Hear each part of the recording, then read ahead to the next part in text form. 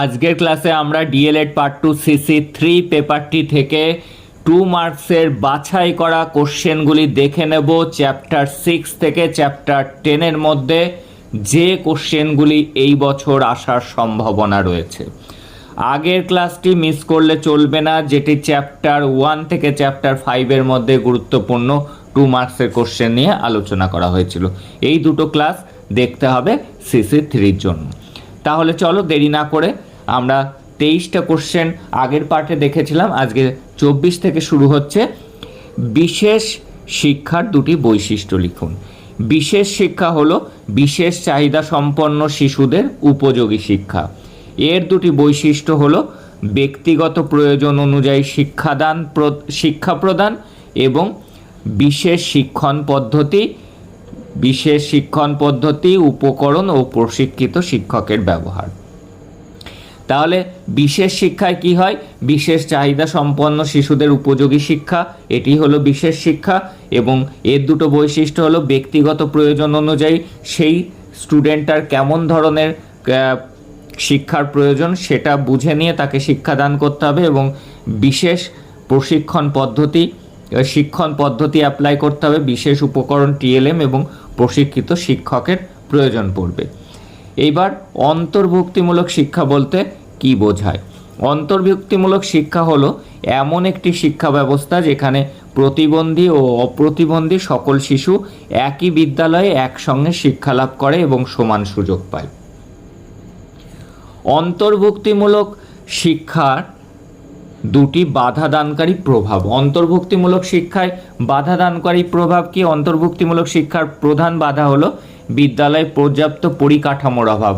বহু স্কুলে যথেষ্ট পরিমাণ ক্লাসরুম নেই, যে টিএলএমগুলোর প্রয়োজন, এইসব পরিকাঠামোর অভাব রয়েছে, এবং প্রশিক্ষিত শিক্ষকেরও কিন্তু অভাব রয়েছে।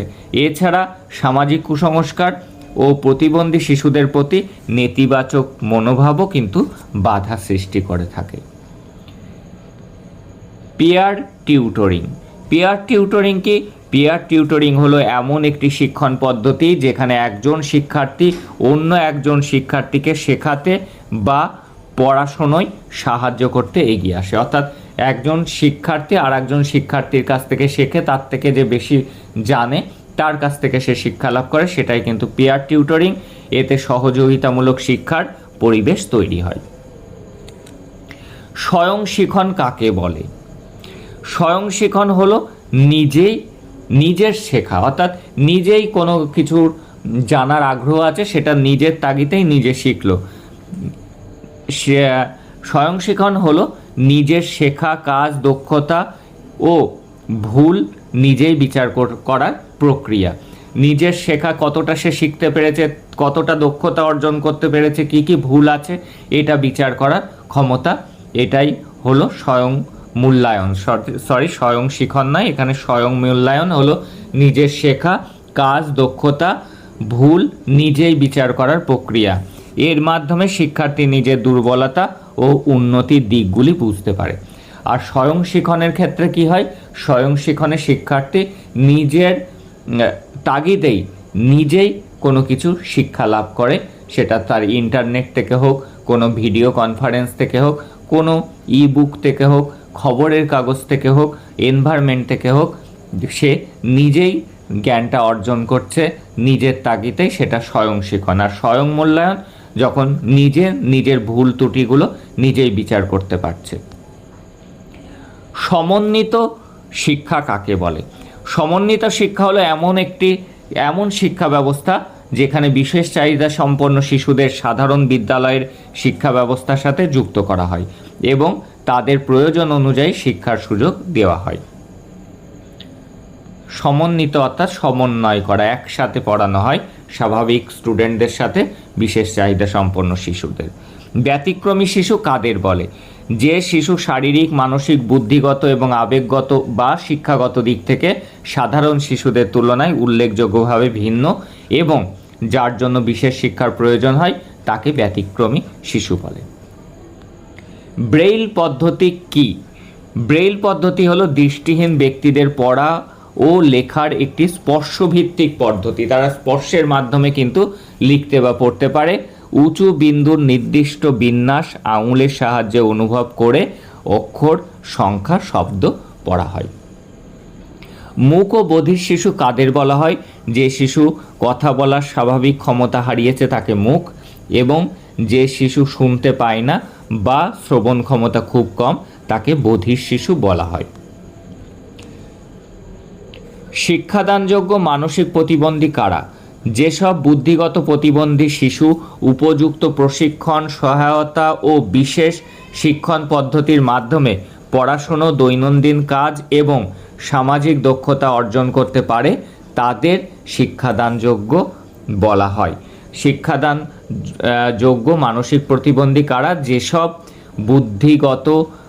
বুদ্ধিগত প্রতিবন্ধী শিশু উপযুক্ত প্রশিক্ষণ, সহায়তা এবং বিশেষ শিক্ষণ পদ্ধতির মাধ্যমে পড়াশুনো, দৈনন্দিন কাজ এবং সামাজিক দক্ষতা অর্জন করতে পারে তাদের শিক্ষাদানযোগ্য বলা হয়, অর্থাৎ তাদেরকে শিক্ষা দেওয়া সম্ভব। দেখব আমরা পরের কোশ্চেন, অক্ষমতা বলতে কি বোঝায়? অক্ষমতা বলতে কোনো ব্যক্তির শারীরিক, মানসিক, বুদ্ধিগত বা ইন্দ্রিয়গত সমস্যার কারণে কোনো কাজ স্বাভাবিকভাবে সম্পাদন করতে অসুবিধা হওয়াকে বোঝায়। তাহলে কি অক্ষমতা বলতে বোঝায়? ব্যক্তির শারীরিক, মানসিক, বুদ্ধিগত বা ইন্দ্রিয়গত সমস্যার কারণে কোনো কাজ স্বাভাবিকভাবে সে সম্পাদন করতে পারে না বা তার অসুবিধা তৈরি হয়, সেটাই হলো অক্ষমতা। লিঙ্গ বৈষম্য বলতে কি বোঝো? লিঙ্গের ভিত্তিতে নারী, পুরুষ বা ছেলে ও মেয়ের মধ্যে সুযোগ, সুবিধা, অধিকার, শিক্ষা, কাজ বা মর্যাদার ক্ষেত্রে অসম আচরণ করাকে লিঙ্গ বৈষম্য বলা হয়। লিঙ্গের ভিত্তিতে বিশেষ সুযোগ সুবিধা দেওয়া, সেটাই কিন্তু লিঙ্গ বৈষম্যের মধ্যে পড়ে। এবার সেক্স এবং জেন্ডার, এর মধ্যে পার্থক্য কি?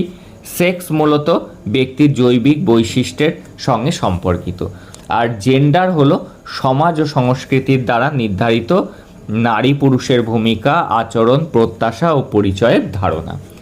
লিঙ্গ পক্ষপাতিত্ব কি? লিঙ্গের ভিত্তিতে কোনো ব্যক্তি বা গোষ্ঠীর প্রতি পক্ষপাতিত্বমূলক আচরণ করাকে লিঙ্গ পক্ষপাতিত্ব বলে। যেমন ছেলেদের মেয়েদের তুলনায় বেশি সুযোগ দেওয়া। আগের দিনের ক্ষেত্রে বাড়িতে, ফ্যামিলিতে ছেলেরা বেশি সুযোগ পেত মেয়েদের তুলনায়, এটাই কিন্তু পক্ষপাতিত্ব লিঙ্গের ভিত্তিতে। পাঠ্যক্রমে জীবন দক্ষতার বিভিন্ন দিকগুলি কি কি? পাঠ্যক্রমে জীবন দক্ষতার প্রধান দিকগুলি হলো আত্মসচেতনতা, সহানুভূতি, যোগাযোগ, সিদ্ধান্ত গ্রহণ, সমস্যা সমাধান, সৃজনশীল চিন্তা এবং সমালোচনামূলক চিন্তা এবং আবেগ নিয়ন্ত্রণ। তাহলে পাঠ্যক্রমে জীবন দক্ষতার বিভিন্ন দিকগুলি কি? পাঠ্যক্রমে জীবন দক্ষতার প্রধান দিকগুলি হলো আত্মসচেতনতা, সহানুভূতি, যোগাযোগ, সিদ্ধান্ত গ্রহণ, সমস্যা সমাধান, সৃজনশীল চিন্তা, সমালোচনামূলক চিন্তা এবং আবেগ নিয়ন্ত্রণ। প্রথম প্রজন্মের শিক্ষার্থী কাদের বলা হয়? যে পরিবারে বাবা মা বা পূর্ববর্তী প্রজন্মের কেউ আনুষ্ঠানিক বিদ্যালয় শিক্ষার সুযোগ পায়নি, অর্থাৎ পরিবারের বাবা মা বা ঠাকুমা ঠাকুরদাদা কেউ হয়তো স্কুলে পড়ার সুযোগ পায়নি, পরিবারের মধ্যে প্রথমবার কোনো শিশু বিদ্যালয়ে পড়াশোনা শুরু করে, তাকে প্রথম প্রজন্মের শিক্ষার্থী বলা হয়। দেখব পরের কোশ্চেন, মূল্যবোধ বলতে কি বোঝায়? মূল্যবোধ হলো মানুষের ভালো মন্দ, উচিত অনুচিত এবং ন্যায় অন্যায় সম্পর্কে গড়ে ওঠা বিশ্বাস ও আদর্শ। এটি মানুষের আচরণ ও সিদ্ধান্তকে সঠিক পথে পরিচালিত করে।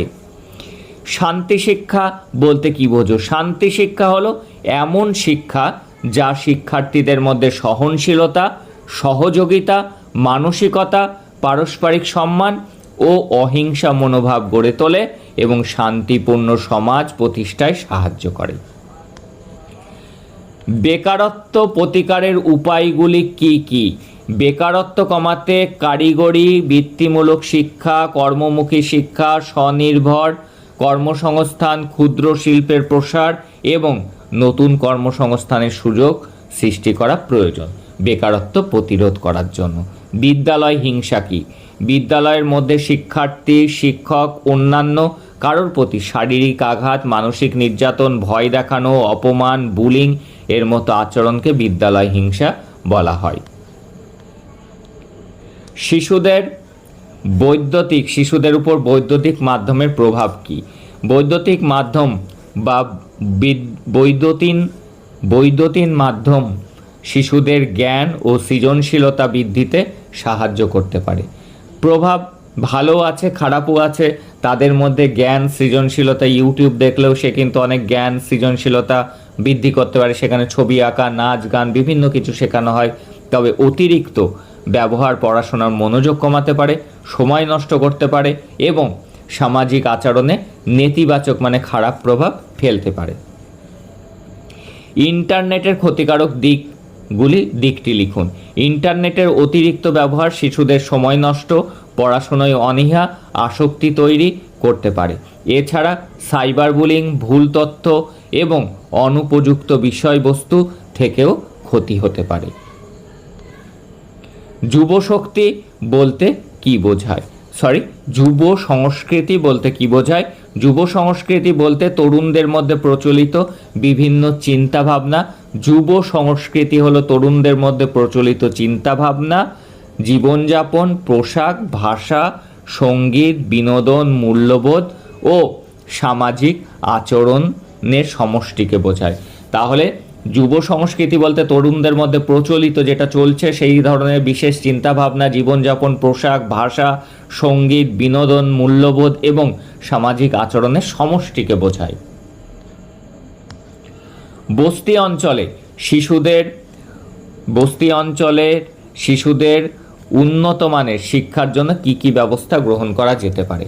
বস্তি অঞ্চলে বিনামূল্যে শিক্ষা, বিদ্যালয়ে ভর্তি, উপবৃত্তি অর্থাৎ স্কলারশিপ, বিনামূল্যে বই ও পোশাক, পুষ্টিকর খাবার এবং প্রশিক্ষিত শিক্ষক নিশ্চিত করতে হবে।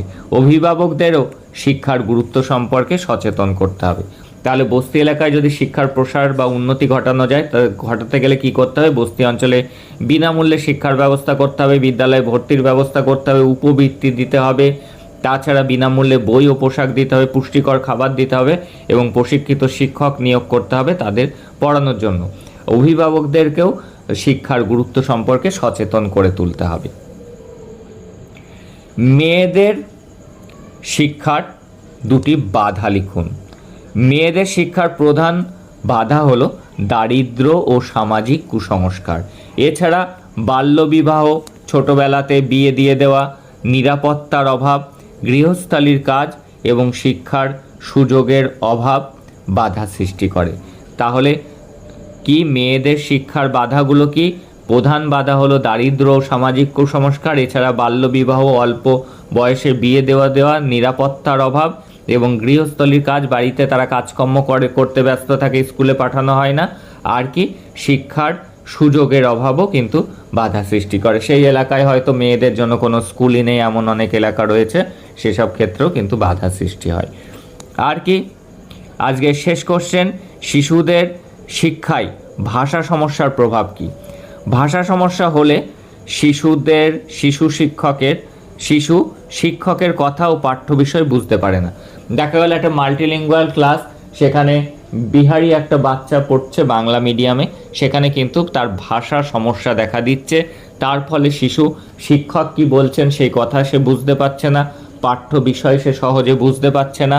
ফলে শ্রেণীকক্ষে অংশগ্রহণ, পড়া, লেখা, যোগাযোগ এবং শেখার ক্ষেত্রেও কিন্তু অসুবিধা সৃষ্টি হচ্ছে। এই দুটি ক্লাস ভালো করে করবে। প্রত্যেকটা চ্যাপ্টার ওয়াইজ গুরুত্বপূর্ণ কোশ্চেনগুলো নিয়ে আলোচনা করা হলো। কোশ্চেন ঘুরিয়ে ফিরিয়ে আসলেও এই দুটো ক্লাস যারা করে যাচ্ছ, এই কনসেপ্টটা মাথায় নিয়ে যাচ্ছ, তোমরা কিন্তু নিজের মতো করেই, খুব বেশি লিখতে হবে না, 25 থেকে 30টা শব্দে লিখতে হবে। তোমরা কিন্তু নিজের মতো করে লিখে আসতে পারবে যদি এই ক্লাস দুটি মনোযোগ সহকারে দেখো। That's all today. দেখা হচ্ছে তোমাদের সাথে।